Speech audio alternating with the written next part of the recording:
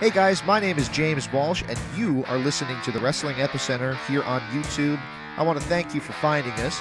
Please do me a favor and click that subscribe button and the notifications bell. And if you get the chance on this video, click the like button. If you do, it'll turn blue. Check it out. Also, check out WrestlingEpicenter.com for all this great content available in MP3 format, our online store that'll keep us going free and clear, daily news updates, as well as all the information from the history of professional wrestling you could possibly ever want. Check out WrestlingEpicenter.com online right now. Without any delay, let's get to your interview here on the Wrestling Epicenter. Oh, man. Well, I got to tell you guys, we're talking a little bit about TNA right now, and joining us is somebody who's trying to get involved in TNA and been sitting on some MySpace messages. Joining us on the line right now is our special guest for the week, along with Bret the Hitman Hart, is none other than Debra McMichael. Deborah, are you with us? Yes, I'm great. Well, you can also call me Debra McMichael. I have, like, Debra McMichael, Debra McMichael. I think most of my friends know me as Debra McMichael. That's probably the most common name that you're known as. But I got told the Lieutenant Commissioner? Yes, I was. Yeah, can we call you that? That was one of my favorite roles that you had, by the way.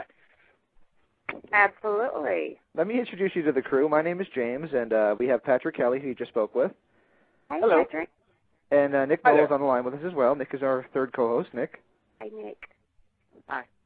All right, and we are live on the air right now, and basically we were hearing a little bit about, on the MySpace page, about you wanting to reunite with your good friend Jeff Jarrett on camera.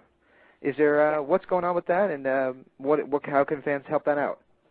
Well, you know, one thing I know about being in the business, and especially being married to Stone Cold Steve Austin, and being from the WCW days and the WWF, the WWE days, I know one thing. I know definitely how to involve the fans. And I think nowadays the business is definitely missing the fan interaction. Because I know myself, when I go to a concert and say the singer's looking at me or interacting with me, or when they bring like anybody that's in concert and they bring a fan up on stage to announce the band or whatever, that is like the coolest thing. And I think the fans in wrestling, we have the most loyal fans, and I think they would love to get involved with this, and they should be good. I would definitely put on a good show, as you guys well know from the past. Absolutely, and we can envision that happening because Jarrett is always involved in various storylines and is always looking for allies. So I can see how they bring in. But in the ideal world, how would you be brought into the TNA roster? You know what? Another thing, it's like you just never know what the writers are going to write, and since that's not my specialty, but I do know one thing I'm good at, and that's definitely I'm really good in a power role. As I was the Lieutenant Commissioner, and I'm really good in the business sense. And I think definitely now they need a mature woman, a woman that can be really sassy, and I'm quick-witted, and I definitely know how to cause a little trouble and chaos. We've seen that over. And I can talk and I can back it up, and that's one thing I know how to do. Absolutely. I would tend to agree with that. Now, I wanted to ask you about this. Your talking a few years ago seemed to earn you some kind of a little bit of ill will from some of the more hardcore wrestling fans out there. And I want to tell you first off the bat that on this show we actually defended you. We were unfortunately very much in the minority on that, at least on the internet anyway. But we actually took your case and said, look, this person's lived through something similar. Maybe she has a right to tell her story. But what do you think about, even when you sent out the press release that you were available for bookings, one of the biggest websites out there, PW Insider, threw in some snide comments along with the press release. What do you think of how angry some of the wrestling fans can be towards you based on what happened a few years ago? Again, you got to think about I was married to Stone Cold Steve Austin, the top guy in wrestling. And people don't really want to hear that he did domestic abuse, but he was sentenced. He had probation, a year, and anger management and all that, which, again, when you're in this business, I can't help what happened in my personal life, and I chose to do this I had to. It was the third time he hit me, and unfortunately, when you're married to someone so famous, and I'm famous, it's just your dirty laundry is out there for everyone to read, and unfortunately, he has a huge fan base, which makes sense. The fans don't really want to hear what happened, but I have to defend what happened to me, and I will stand always by it. And I sort of looked at it like, well, you know, I'm going to turn a bad thing into a good thing. And it's been years now, and I've worked in Denver probably over a year with Safe House, and I train with them, and I helped out speaking to schools, and I understand domestic abuse and the way it works. And, again, I can understand the fans because they love Steve Austin. And, again, that's a separate entity. My personal life with Steve was so different than the wrestling, and I don't take anything away from Steve as an entertainer and a wrestler. He's wonderful. But, unfortunately, my personal life is just sent out there for everyone to see, which is quite embarrassing, as well as any of us would know. Even the people that aren't famous, you know, there's going to be times when, you know, things just go crazy, and if your dirty laundry was sent on all over the news and the internet, it's so embarrassing. But again, I stand by. I mean, that's pretty much in the past now, and that's what happened, and I've moved on from that, and I've learned from it, and I try to train other people in that field. Well, try to educate them. When I said a few years ago, I actually was more referring to the Chris Benoit when you were on Fox News and that. A lot of people who actually spoke out, like I know you spoke out, Mark Merrow was one who spoke out. A lot of you guys were immediately, oh, they're against wrestling. They're against wrestling. We're going to get them. They're against wrestling. And it was just kind of like, dude, they have personal experience. No, it wasn't that at all. What my goal was, I love all these guys, and I have worked with these guys since 1995. And we're a family, and it's very hurtful to me to see things happen to people that I love. And if anything, and I have this guilt, which bothers me to this day, to where I felt like if I had spoke out from happening to me years ago, then maybe Nancy could have felt something in her to reach out to me or to reach out. Because, again, I have this guilt feeling about that, and I had to follow my passion. I'm very passionate about it, and I'm very outspoken, as you guys know, and I don't back down. Well, I'm actually glad to see that, and there was a lot of people who would rather have seen you have backed down. Did you ever encounter any wrestlers or anybody under that who maybe weren't as keen on what you were saying? I know you did Fox News with Lanny Poffo, and he said he supported you, and a lot of guys said they supported you, but did you run into anybody who said they didn't really back you up on what you were saying? No, and I've learned, too, just as celebrities and movie stars know, you don't read the Internet because there's going to be people that love you and the people that hate you.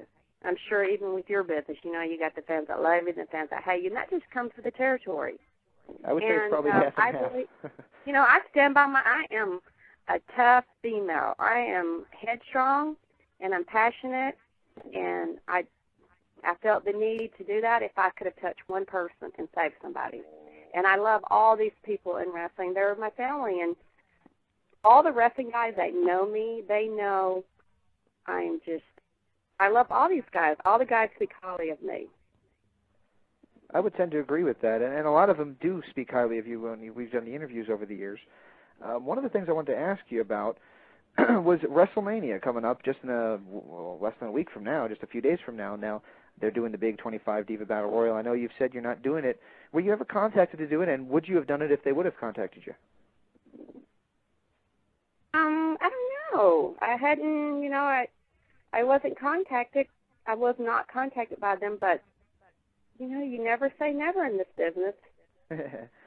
That's a good point. Now, how did you end up involved in wrestling in the first place? Because I remember you came into WCW, and they kind of, I'll talk about your use of WCW in a minute, but how did you get involved in the first place? Was it just because of Steve? McMichael. You know, I have to say Steve 1 and Steve 2. Is I not Steve? I swear to goodness, I have dated more Steves. I bet 10. It's the funniest thing. Steve just tends to be the name. You know, when I said Steve, the first thing I thought was, maybe I should have just said Mongo. Maybe Mongo would make it easier. Well, like I said, I talk to my friends. I go Steve 1, Steve 2, because I get confused. There you go. And the other Steves that came before him, I guess are they negative numbers, or how does that work out? But the Steves after? It was after. Okay. I never dated a Steve before Steve 1, but I dated probably 5 other Steves after that. Oh boy. Okay. There you go. No, they were nice. You know how you date and things just don't work out. One of those kind of things. Yeah, it's always weird because, like, if you ever had anybody with, like, a family member by the same name, it's like, oh, that's a little creepy. But okay, I can see how that would be, yeah. But how did you end up in WCW? Was it because of Mongo, I'll call him, Steve 1? Well, yeah, you know, I was married to Steve McMichael for 13 years, and so my life was an NFL life for 13 years, and he played 15 years with the NFL, and I actually studied acting at that time, but I also was in charge of, I would always be in charge of Steve's autograph things and endorsements and handle that for him. And I knew a friend that was going to go talk to the head of Turner Sports on a business deal, so I put together a video and a promo with music, and I gave it to him, and they showed it to Eric Bischoff, and he was like, boom, I want to hire Steve. You know, that was right after Steve retired. But if you remember, Steve McMichael also did the Lawrence Taylor All-Pro thing back in the day with Reggie White. Mm-hmm. Yeah. And Steve just loved wrestling. So they hired him as a commentator, Right. and then Right. Steve wanted them to bring me in, just to travel with him as his wife. So they agreed on that. And then, again, I'm quite the ham and quite the entertainer, and I was like, oh, man, I want to get out there. And so I talked Eric Bischoff into just letting me work for free. I said, Eric, please, I know I don't have a history in wrestling, but I'm a good actor. I said, please just bring me in there, and I can show you what I can do. I can work for free for a few months until I guarantee I can win the fans over, good or bad. So he said, I tell you what, Deb, I want you to go in as Queen Deborah, and I want you to be this obnoxious beauty queen, Southern belle, full of herself. And that's all I needed to hear. So then I clicked into that, and I would write my own lines. Mm-hmm. And that's how it started. And then a few months after that, you know, I was such a heel. Oh, my gosh, I was so hated. It was too funny. And then he offered me a contract. There you go. That works. And also, sorry, go ahead. And that's, I've had a bizarre things just sort of, I don't know, I don't ever do things a normal way. Pat, did you want to take the next question? Sure, absolutely. Well, after your run in WCW, wound up in the WWF, paired up with Jeff Jarrett. What was the difference between WCW and WWF? Did you notice any huge difference between the way both companies were run? I would say WCW was a little bit more relaxed and not as, again, back in the day, being married to Steve McMichael, we were really good friends with Eric, and we were more having fun. It was just da-da-da-da-da. And I noticed when I ended up going over to WWF, that was serious business. I'm single. I'm working over there. I got to make a living for myself. And all I studied was, okay, I'm going to do the best job I can do. And when I first met Vince, I'd met him before when I was married to Steve McMichael. Mm-hmm. And when I met him again and I was working for him, I was scared of him. You know, he's this really, you know, like a principal in a school. I was like, oh, my gosh. And every time I would talk to him, I'd turn red. Huh. It was very intimidating. You know, he would scare me. So he is the owner, the boss, the owner. Right. Did that make it hard for you to, you know, fight him if you didn't want to do something storyline-wise? No, I never. You know, I knew my limitations on anything sexual that I didn't want to do, but I knew my character was very, very sexy, and I just knew my job. But they never really, they actually were always really, really good to me, and I'm really easy to work with. Because I want to create a good product. You know, the way I look at it, this is a team effort, and the more money we all can pull in, the more money we make. Absolutely. The fans can be happy. We can be happy. Because this is the kind of business, you're in it, you're out of it. You're in it, you're out of it. You know, and I'm an entertainer. I want to put on the best product I can put on. And I guess maybe Steve McMichael being all-pro and winning the Super Bowl, maybe me being so young when I married, and maybe that put it in my head is, you know, you got to be the best. If you're going to do something, be the best and give it over 100%. Don't just half do it. Exactly. Absolutely. We talked a lot about that in recent interviews about people saying that they just take that one step further and that's how they made it. Yeah, you got to, and you got to, another thing, too, I never go in the front door, I go in the back door. Okay. The front door is not the way to go. You got to always think about the way to be successful and go a way that no one else is going. Oh, I got you. Okay, I got what you're saying. Okay. You kind of know lost me what for I'm a saying? second. Yeah, You I got got to you. figure out a way. Think about, like, me being into the WCW. Right. You know, all the other wrestling girls were laughing at me, going, Deborah, you're not. You're stupid for working for free. Stupid. I said, no. I'm going to work for a few months for free, but I'm going to show them what I can do. My actions are going to show. Absolutely. I'm not looking for easier. I want to be an entertainer. I mean, I didn't study at Lee Strasberg for 2 years and work really hard in acting to not. I'm an actor. I want to perform, and I'm athletic, and I just want to. This is. Yeah, I mean, and I've been around entertainment since I was so young, even with NFL. Absolutely. Now, I wanted to ask you, we talked a little bit about the sexual nature of your character and things, and it seemed like in WCW they were very reserved. They were very reserved in what they would do. I remember the most skin they showed actually was a fan holding up a photo of you in the crowd. That was like the most skin we ever saw of you on WCW TV, so it was kind of surprising when they saw some of the things they would pull off with you in the WWE.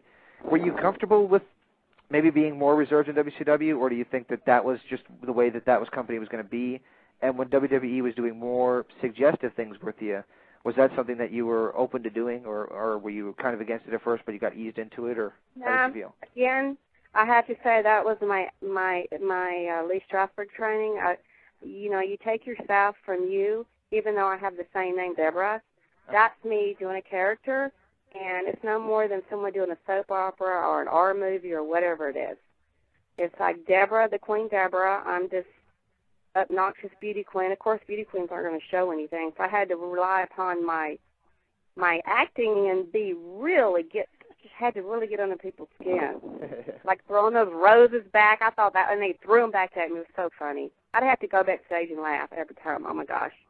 I mean, it wasn't fun getting beer poured on and spit on and all that, but, that my thing was I was pushing the buttons. That's what I needed to do. And then at WWF, Vince first brought me in as Debra McMichael, and then he dropped it, and he said, I want you everything opposite from Queen Deborah.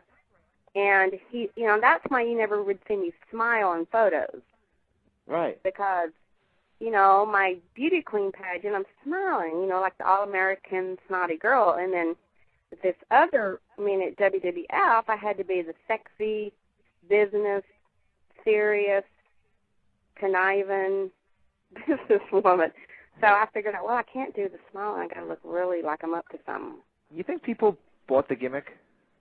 Do you think they thought that was really an extension of you, or do you think that they knew that wasn't who you are? I don't know. I think, I don't know. That I don't know. No, I don't know. That's where I don't know. Exactly. Because it's called sports entertainment, so I don't know that. I hate to take this to a and down. again, you know what? That is probably, if you think about it, all these are extensions of me. Yeah. They're extensions of me, but exaggerated. Exactly. That's what everybody is. They're all me, but exaggerated. Absolutely. Now, I wanted to ask you a question here. It's kind of a downer question, but I wanted to ask it about it anyway. Let's talk about Miss Elizabeth. Throw it at me. Miss Elizabeth, who was one of I think every wrestling fan's favorite growing up and everything. And in WCW, we got to see her still, and you were there with her. And I heard rumors that you guys were pretty good friends. Yeah, we were. What is your thoughts and comments on Elizabeth and, unfortunately, her untimely passing? Oh, my gosh. I traveled with her so much. She'd always travel with, when I was married to Debra McMichael, she'd always ride in the car with us and always hang out with us. And when she was married, she married a lawyer in between the WCW, when we were at WCW, and I was at the wedding and down in Miami. And I remember the last time I saw her, she was with Lex when I was over at WWF. I think I was with Steve Austin working in the gym somewhere, I think in California or something. And saw her and Lex in there, and I talked to them, and that was the last time I saw her. Were you surprised? I was shocked. Do Did you know that she had any kind of like problems like what we all have heard, or is that just all blown out of proportion? No, I did not know that. Mm-mm. Wow, No. That is really. I mean, I never saw that around me. I never saw that at all. I mean, everybody was surprised when we heard that. I mean, my friend contacted me that morning. He's like, "Did you hear about Elizabeth?" And my first thought was, "What, is she gonna do WWE run or something?" Or yeah, it was like, "Oh my God, I can't believe that." No, I was just.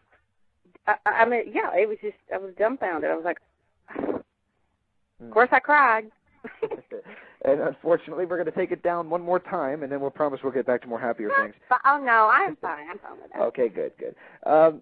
The night of the pay-per-view, Over the Edge, you guys were pretty much the next ones on camera after the tragic events of Owen Hart.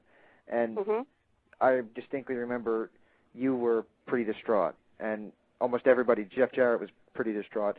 I mean, in your opinion, was it asking a lot of you guys to be sent out there pretty much right following, or did you think the show had to go on, or what were you guys thinking, honestly, when you cut the promo backstage and then had to go to the ring? Good gosh, I think I was in shock. It was more. I mean, it was just like we were supposed to go next, so I could, work with that Nicole Bass, and all of a sudden everyone's going, Owen just fell to his death, and I was like, what? And I was like, this does not sound good. And the next thing I knew, they were like, okay, get ready for your life, 3, 2, 1, go, and I'm in character, and then all of a sudden when I could see Owen, like about 10 feet from me, and I had him on the stretcher, that just broke down. That was, and then for me to go out there in that ring, and I could see his blood, and the face was like, it was just, that was, yeah. That was probably one of your worst memories of your life, or career anyway, I guess. That was the worst. Okay. That was, I remember. I was in shock. It just went so fast, I didn't even have time to react. Right. I remember watching the pay-per-view live and being completely shocked. I can't imagine what it was like to actually go out there and perform and continue the show after something like that happens. It was, especially I was the next one. It was right, and just to see the ring. It was, because you couldn't really see it from my point, but to see it from my point. It was just. I still think about it to this day. I was like, And I remember Jeff went to the hospital, and then Jeff had to come back and get all Owen's stuff. And I still remember Jeff that day at the airport. He always would wear his Michigan jogging suit, and I still remember him. Had his hat on, Michigan hat, and yeah. Plain as day, I can still see it, and it's been all these years. Absolutely. Well, all these years later, you're getting back into wrestling a little bit. You're taking bookings. Marvin over at you're linked up with Hebner's, which I thought was kind of strange. How did that come about? How did you end up working with somebody who's? I've always been friends with him, and he has always been the nicest man to me, and I don't forget people. And one thing, people that know me really well, I'm a very loyal person. I'm very loyal. I'm not two-faced, because I've been in entertainment from the NFL. People like you. When you're on TV, when you're famous, when you did, everybody wants to be your friend, and then when you get knocked down, I remember with Steve McMichael, nobody wanted to be my friend because I wasn't cool anymore. We had retired from football. It goes up and down like that. I got into wrestling, everybody loved me, and then when I married Steve Austin, everybody loved me more, and then when we got divorced, and people dropped off, how it comes like that. So one thing I know in life, I'm very choosy with my friends, but I keep my friends for life. And one thing I know about Dave, I don't judge people. I judge how they treat me, and he's always been good to me. When I first started over there, he made sure I was okay. He treated me with respect. Even when I would come backstage after I wasn't with WWE, he would always, I'd sit by him, and he would just make me feel so welcome. And he would, even when I worked, he'd make sure my family got in okay. They had tickets. Everybody got first-class treatment. I don't forget those things. Absolutely. I got news for you. We got a couple callers waiting to come on the air. You mind taking a couple calls? No, absolutely. All right. Caller, you're using a Skype program, I believe. You're on the air. Hello. Hi. Hello. Do you have a question for Deborah?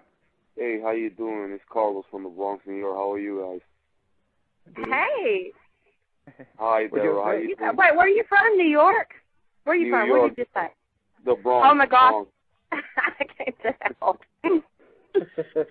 Did you have a question for Miss McMichael or Miss Marshall or however we're going to call her? Sure, it's for Deborah. Deborah, I just found out that Taz departed the WWE like a couple of days ago or yesterday, something like that. Uh-huh. I was just wondering, if you would consider going back over there and maybe doing color commentating next to JR over on SmackDown.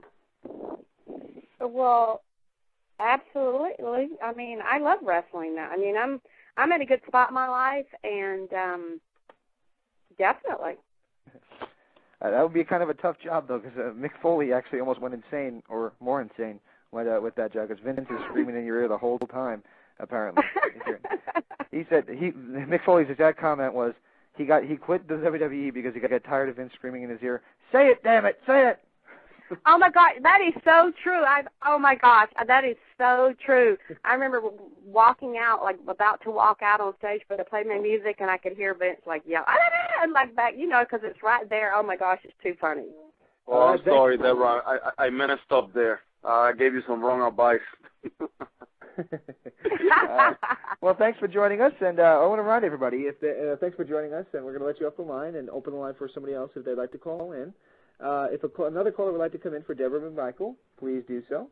And while we have released that call, the number to call into is 347-237-5691. That is 347-237-5691. I wanted to actually mention something to you, and I'd be remiss not to. The reason why I keep calling you Deborah Marshall is because of a girl that I know in Long Island, New York, since we just had the New York connection. Her name is Danielle, and she is your biggest fan. And I once called you Debra McMichael to her, and she said, "It's Deborah Marshall, not McMichael." Oh, because that's my maiden name. Marshall is my maiden name. Oh, okay. There we go. So Wow. I guess she's okay. That explains it then. Well, That's is this the girl that Michelle was Marshall, helping out? that's my maiden name. what was that? Second? I'm sorry, is this the girl that Michelle's helping out, or? Yes, she's in a wheelchair. She's a really sweet girl, and I mean, from what I understand, she is your largest fan. I mean, she apparently has all your posters and things on the walls, and I mean, it was a treat when you spoke to her. I've spoken with Danielle twice, and I told her when my movie comes out in Denver, it's an independent movie, so it's not like in L.A. or something, but it's an independent movie, and I'm going to definitely have her come out to the opening, to the premiere in Denver. You got a movie coming out. Oh, you didn't know that? Didn't know Yeah. it. Well, here, that's a perfect segue. What's going on with this movie? Okay, you guys would be impressed. My fans would be impressed. It's called Gathering of the Heroes, and I took about 7 months to film it in Colorado, and I had to dye my hair back dark brown, my original color, and I really don't wear a lot of makeup, and had to learn how to fight with a sword, a 7-pound sword. A 7-pound sword? Is that hard to Oh, handle? that sucker was heavy. That was the hardest thing. That was harder than wrestling ever. Oh. And I had to, get everything choreographed, because this sword, if you hit wrong, you could really hurt someone. I would and assume so. I mean, it's sort of a Lord of the Rings, so I think it would fit in good with the wrestling fans, because it's a Lord of the Rings medieval movie. We fight the undead, and there's Christopher Atkins is in it. And we save this kingdom from this evil undead, and we have these special powers. It's 7 of us, and we're all different characters. Okay. And I'm real mean in this movie. I'm a barbarian. I am really mean. Oh, well, I guess did you draw a little bit from your wrestling character with that, or was it just Oh, different? absolutely. They couldn't believe how I get over. I've become over the top, but that's just how wrestling is, and it fits in perfectly with the barbarian. But the only thing is, I'm a real tough. It's different than. I'm more of the barbarian. I am swinging this sword, and definitely, it's still in production, and probably be out. I'm thinking more the end of 2009. The end of 2009. Now, did you have to learn how to use that sword? Did you get any kind of formal training, or? Yes. Really? I take stunt classes and stuff. A lot of people are stunt people in the movie, so it fits pretty well with wrestling, because and it's independent, and it was a great group of people, And actually, Mark Grove is a director, and he worked a lot with Hulk Hogan. Really? Yes. And when he found out I was in Denver, he looked me up and offered me the role, and I picked it up really fast, though. I think once it's sort of similar to wrestling. Yeah, that sounds pretty cool. And where can fans find out and keep updated on when that will be released? Yeah, and it's independent, but I think it's going to do really well because it's typical what our wrestling fans would like, the same kind of movie. Sounds like it. Now, where can fans find out more on that and when it will be released? I just go to Gathering of the Heroes, and it's Mark Grove. Oh, that sounds great. And it'll say start production July 2008. Blah blah blah blah. So you always said you always wanted to be an entertainer, and now you've done wrestling, and now you're doing a movie and things of that nature. You're hoping to do more things like that in the future? Well, hopefully. I'll definitely. My fans need to email TNA and even host lines. If you go to TNA events, say we want Deborah. Definitely. And then, who knows? I could do the TNA running. You never know. I might end up on the soap opera. Never say never. Hey, why not? That sounds great to me. Well, I can't thank you enough for stopping by. Before we let you go, can we just close out with a few word associations? Basically, this is we're going to give you kind of a psychological exam here of sorts. Sure. All you got to do is, if you want one-word answers, that's fine. If you have a story you really want to share with us, go for that as well. Okay. Let's start out with the man that you managed for the longest time in wrestling, Jeff Jarrett. Wonderful.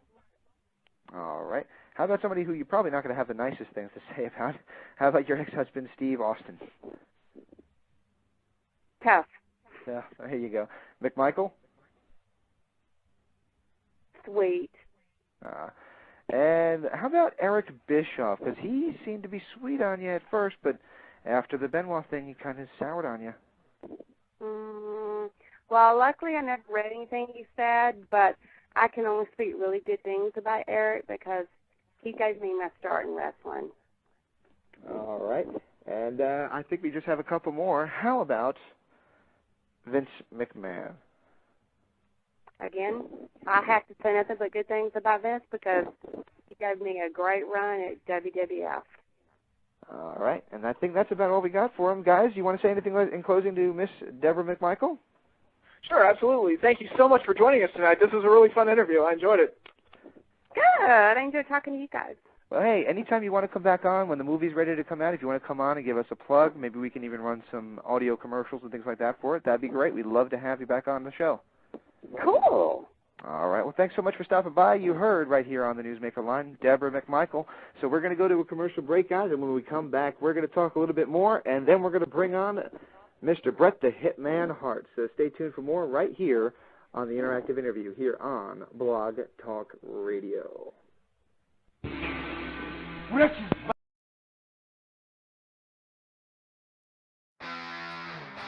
Hey guys, my name is James Walsh, and you are listening to the Wrestling Epicenter here on YouTube.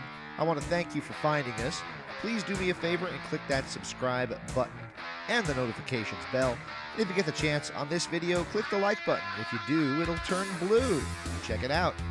Also, check out WrestlingEpicenter.com for all this great content available in MP3 format, our online store that'll keep us going free and clear, daily news updates, as well as all the information from the history of professional wrestling you could possibly ever want. Check out WrestlingEpicenter.com online right now.